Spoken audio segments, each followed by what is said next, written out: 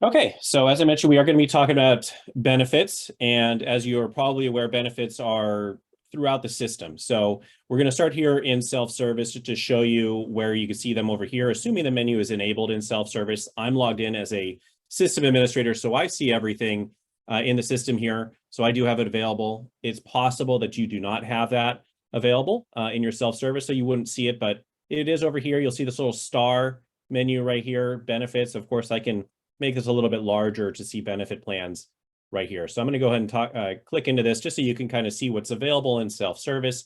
And then we'll go into how do you set up benefits and so forth. So this is what you can see here. Now, this menu bar along the top here, or these headers here can be customized.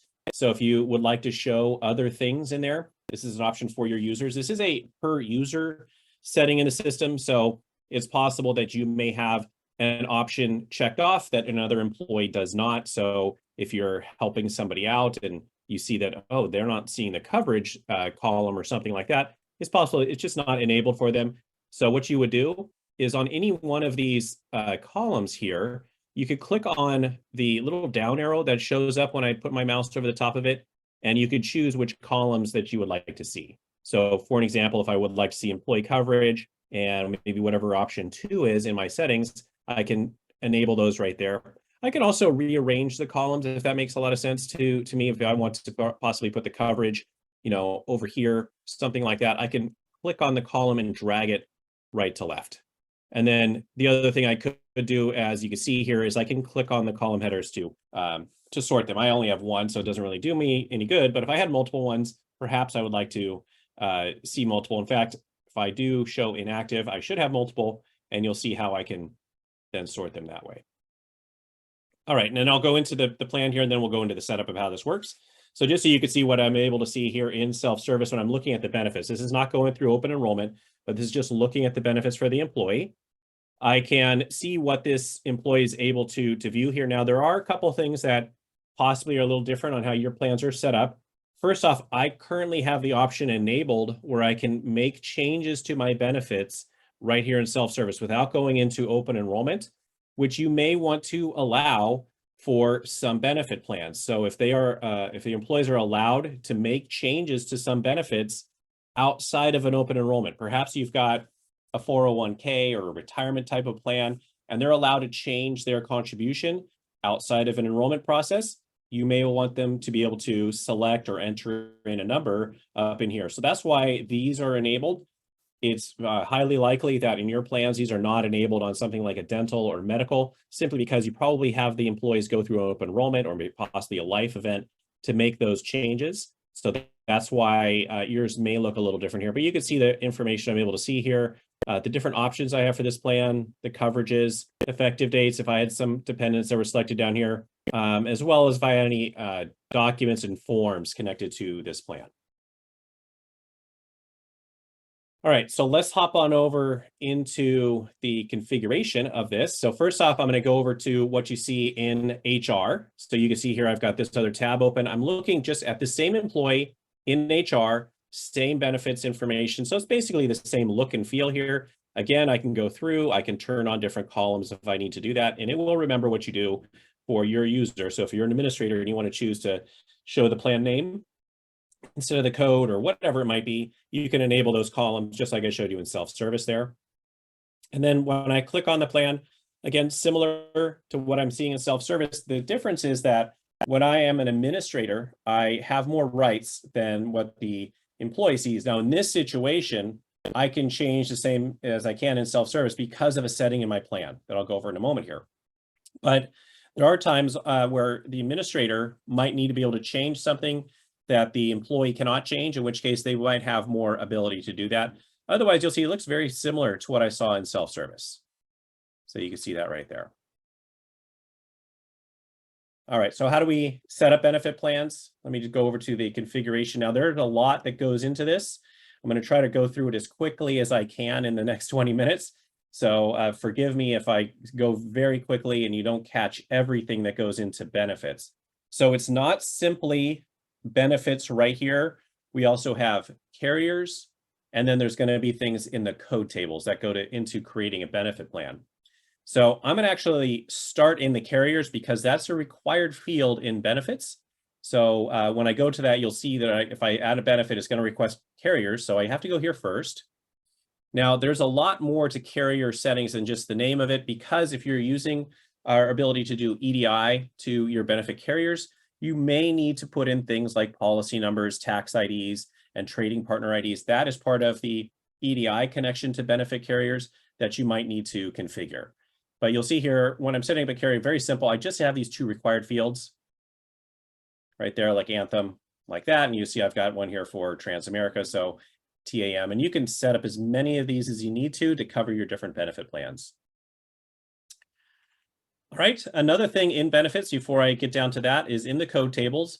And if you've been in the previous trainings, you'll know that you can type into the settings here words like code, and it will show us where that matches in the menu here. So you might find that an easy way to search around the system rather than going down to the menu and finding it. You could just type up there in the search and it will show that information for you. So I'm going to go down here. I'm going to go to code tables, which is under system configuration. When I come in here, the first time I come in here, it's going to be on system. Now, if I had gone in here previously and then bounced around to other things and came back, it may remember where I was previously on the certain table that I was on before. But you'll see right in here where I do need to go is under the code tables that are user code tables. The type is user. And then I have benefit type right here. All right, now this is very useful, and we do need to set this up as a required field, but this is, especially if you're using open enrollment, this is how you group the plans together for open enrollment. So when you're going through an open enrollment process, the employee might select their medical, their dental, their vision plans, go into life insurance, disability plans, et cetera. This is how we define that this something is a medical plan or a health insurance plan or whatever you may want to call it, is that you'll set up a benefit type here. So similar to how I set up the carriers, there is a code and a description. You can put the description in various languages if you would like to put that in there. It does need to be active to be used. So if I'm setting up a new one, I do want to make sure it's active. That should be default checked off, but just be aware you want it to be active.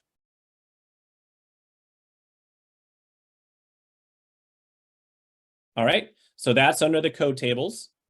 Now, the last thing I need to do before I get into benefits is actually set up a deduction. So deduction is a required field. Even if you're not using payroll, we still have to have a deduction configured there. So I'm going to go to deductions. And you'll see I have a number of them set up. I'm just going to click on an existing one, but clicking on add is going to give you the same screen. And here you'll see the different deduction setups in here.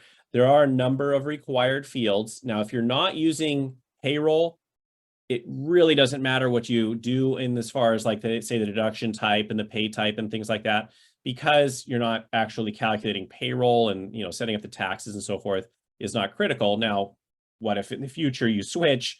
It might not hurt to at least set it up correctly, even if you're not doing payroll in our system, so that if in the future you find our payroll is useful for you and you want to use that, it's already configured. You don't need to do it. But code and description, now that could match the name of the benefit. So if I was using, I'll just pick a name out here, Delta Dental PPO, I may want to make that the code there, because this is a one-to-one relationship between the code in the deduction and the code in the benefits. So I can't just have a generic dental and use it for 5 different dental plans. I wouldn't want to match them up. And usually when I'm configuring this, what we recommend is you match it up with the benefit name. All right, if you are doing taxes or you're doing payroll here, things like the deduction type will matter. You'll see that we do have 125 right here that you can use for pre-tax. There's 401k, there's 403b, et cetera, for different types of benefits that you may configure in here in there. All right, the types, this again will depend on how it's handled for taxes and processing payroll. Show the cost. Do we show the employee cost, the employer cost? Do we hide the cost? The calculation method. Is it an amount? Is it a percentage? Is there an employee contribution only, employer contribution only, or a combination of the two?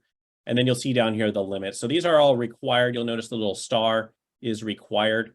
So you will need to fill those out. All right. And then the other thing you'll want to make sure is active is checked, because we can't use the code if it's not active. All right. So let's go look at a benefit plan and how this works here.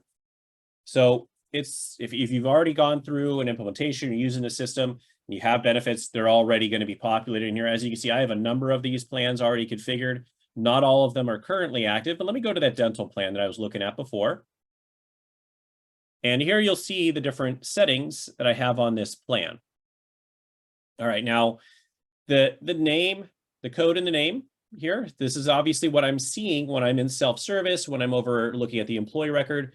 So we recommend you don't just call it like dental and then have like 5 dental plans. Probably do something like the name of the carrier, the type of plan, like a PPO, an HMO, whatever it might be as far as that's concerned there. So those 2 fields are required. You can match them up if you like them to be exactly the same. If I wanted to say Delta or say a dental plan HMO or something, I could put that over here. We don't have a requirement that this only be characters with no spaces or numbers or something. So if you want to code it with a number scheme, you certainly are welcome to do that. Here's one of those first required fields, the carrier name, which talked about a moment ago. So I have to select that. The carrier account number, again, for EDI files, this would be very important because that information is going to go over to your carrier. If you're not using it, you have to put something there. You could do like I did here, just put a 0. You could put in a letter, a number, whatever. It doesn't really matter if you're not using EDI. Now, if you are, or perhaps you want to just have that in there for information purposes, you could type in your actual account number with your carrier there. All right, benefit type. So remember, I just set that up in the code tables. You'll see them right here. All right, one thing to note is, let's say I was setting up a new benefit plan and maybe I was doing like a legal plan and I had a separate tab open for this and I forgot to set one up and I went and I added one as I'm in the middle of this screen. I cannot see it unless I refresh. And the problem is if I refresh, I'm going to lose everything I've set. So if I've ever run into that, what I do is I'll select one, save everything, then I'll come back and immediately change that to the correct one. But you cannot see a code that's added while you're on this screen without refreshing, and you can't refresh without losing what you've done. So just be aware of that stuff. That's why I try to set it up first. Of course, you know, it's possible that you missed something in your configuration there. This is the plan year end date for the current plan year. Now, of course, that doesn't mean it's only going to end like this one only ended in 2020. As you saw, it was active on that employee because every year it's ending on December 31st. So you could come in here every year and increment it to say 2022 and then 23, 24, or the system will automatically do that as long as you're using it through open enrollment. It will increment that for you every year and put in the correct year end date. All right, the rate. So when we get to the rates here at the end, this is determining how we are putting those rates in. What are we putting on there? Are we putting in an annual amount, a biweekly amount for payroll or weekly or something like that? Whatever rates you're putting in here should match up to this. Now it may, and it depends on how you're doing it, may match up with the frequency of the deduction. So we've seen some clients where they might put in a monthly rate here, but the deduction is withheld weekly or biweekly. So the amount here that maybe says $500 is not going to match the deduction because you put $500 monthly. When you convert that to biweekly, it's going to be, like $230 or something like that. So could be different. This rate could be different than what's on the deduction, but just be aware of that. All right, here's the deduction. Now you'll see that I cannot change this. Once I've set up the plan, I can't change the deduction that it is linked to. So again, be aware of that. If you accidentally select the wrong deduction code when you're going through your initial setup and you realize it after you've saved everything, the best option would be go to that deduction and change the description or something so that it shows correctly there. So if I accidentally selected health or something, I could do that. All right, if you want a form linked to this benefit, you can select a form here. This is not a required field. These different things here. So active, of course, means the plan is currently active and available for selection out. The year end does matter there. So if you're not using it from one year to the next, it will not show out there if it's no longer active for that year. But this does drive it. If it's the current year and you're saying we're no longer offering this, you can make it inactive. Is this plan eligible for Cobra? Yes or no there. Is it elective? So that goes back to self-service, something you could do over there. Can the employee select this plan? Is it elective for them? Or is it something that is just they get it as part of being an employee, like a basic life insurance or something like that? Are you self-insured? Is this an ACA eligible plan for the ACA reporting in the United States? Is it a cafeteria plan?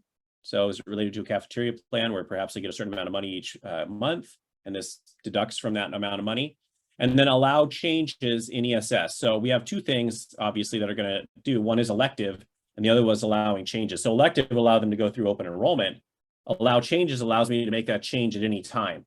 So that's where I could change this. That's why this is available here, because I have allowed changes in ESS.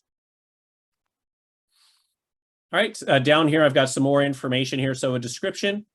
So if you would like to put in, a big description in here, you'll see this is a field where I can type in. I can use different fonts and formats and so forth. So if I wanted to maybe copy and paste something from the provider, I could do that, or I could just be very generic and just type in dental. But this is actually a required field there. The contact information is not required, but perhaps you want to have that information in there so that somebody knows on the administrative side, that's where this is visible, who to contact if there's any questions about this plan, any issues you might have.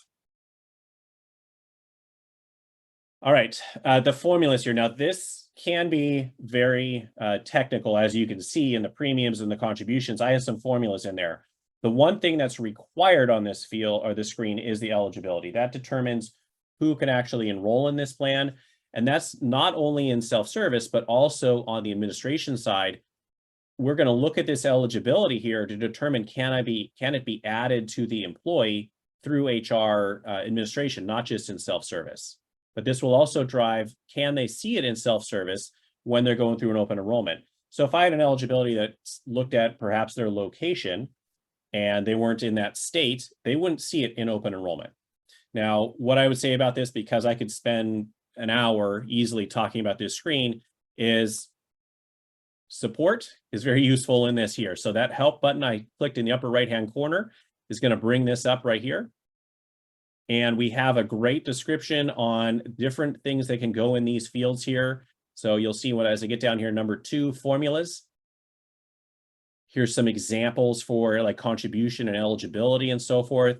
So those are examples there. Same thing with effective date. So if something starts the 1st of the month after 30 days, something like that, there's formulas to handle how this all works.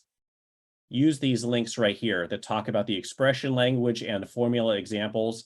If you want to try it out on your own in your sandbox or something, you want to try that out, read these up and you'll see how those all work, or reach out to support. So help@criterionhcm.com or call us and we'll help you out with those configurations. This should have been configured during an implementation, but of course, people add and change benefits all the time to their employers. So it's possible you're going to go through and change that. But just at a very high level, for plans where there is a coverage amount, let's say like a life insurance, disability plans, those things where there's an actual coverage amount, you have employee coverage and dependent coverage. So for like a life insurance, you might have $50,000 worth of employee coverage, type that number in there, but it might be something where the employee selects or they enter in the amount. That's where these formulas come into play and the options on this next screen here. This rate premium, this is telling the system to look and see what the employee selected in their options. So option group 1 selection plus option group 2 selection, look at the rate table. So from a plain English perspective, look at the rate table for option group 1 plus option group 2. And then the same thing is happening here with the contribution. We're saying basically the same thing up here, but 50% times 0.05 is going to be half. All right, the effective date, the expiration date, you may have formulas in here that determine when these plans are effective, when they expire. All right, here's option groups. Now, what are the option group? Let me go back to self-service. These are the options. I've got 2 of them turned on here. I've got 2 of them here. You see tier of coverage, level of coverage, tier of coverage, level of coverage. All right, so in this situation, I have some options. One is making it manual. I'm entering in an amount. Think of it as a retirement. Somebody who wants to do $100 per paycheck, you're not going to make a drop-down menu that has every conceivable number in it. That would take you all day to set up. So you're going to allow the employee to manually enter it in. You still give it a label. Perhaps you say amount of coverage, and you check this box, in which case they don't get a drop down. They type in $100. All right. Now, this is a drop down menu. So you'll see here the name that shows here and the code behind it. Now, what does this mean? That they are allowed to select dependents here. If it's a life insurance, are they allowed to select beneficiaries? And is this option currently active? That's why I see 4, because they're all active there. And then I have a level of coverage field for this plan. And you'll see I could do 2 other options if I need to get that in depth on my plan there.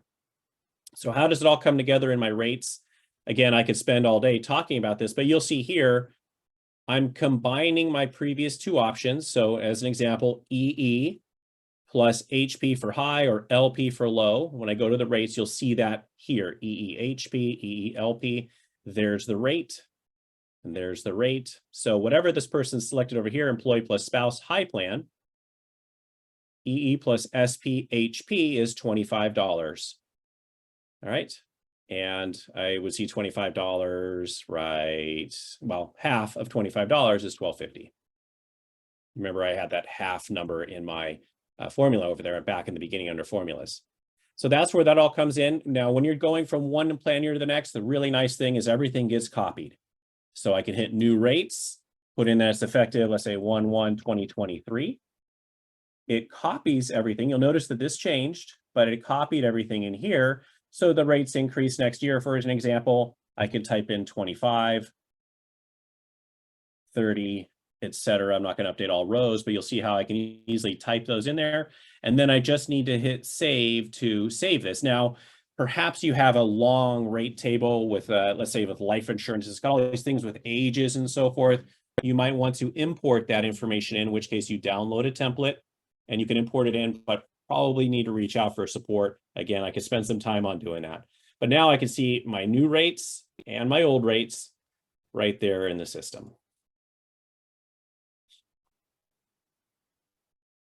Okay, as I mentioned, I needed to fly through this because benefits, we wanted to give an overview on this. Obviously, it is very sophisticated and in-depth here, and I don't have enough time in 30 minutes to get into all of the detail of benefits.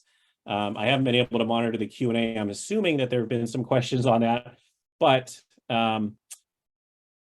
what I would say is, again, reach out to support on here, email us or call us on that so that you can get those questions answered. I do, I appreciate everybody joining us today. I don't really have a huge amount more to cover in here without having to spend another hour and a half on here. So thank you for your time today. I'm going to switch over back to my slide to talk about our next class here, which is on the 11th of October in 2 weeks, which we're going to cover fiscal year end overview. Again, we're only going to have 30 minutes. This is a very in-depth topic. We're going to have more year end stuff later on. We just don't have the schedule right at this moment. But what we're going to be talking about there is things like benefit plans ending in the end of the year, time off plans ending at the end of the year, perhaps some things you need to do in taxes and payroll at the end of the year. So we're talking about that fiscal year end stuff, the thing that's going to happen here in a couple of months. It seems like that's strange to say in September, but it is going to happen just shortly. So we're going to talk about that in a couple of weeks. So thank you again for joining us. You'll see on that slide there the number to call for if you have any support questions, email address to reach out to if you have any support questions. Thank you again for joining us today. And as always, we're happy to hear from you. So reach out to us through email and through calls.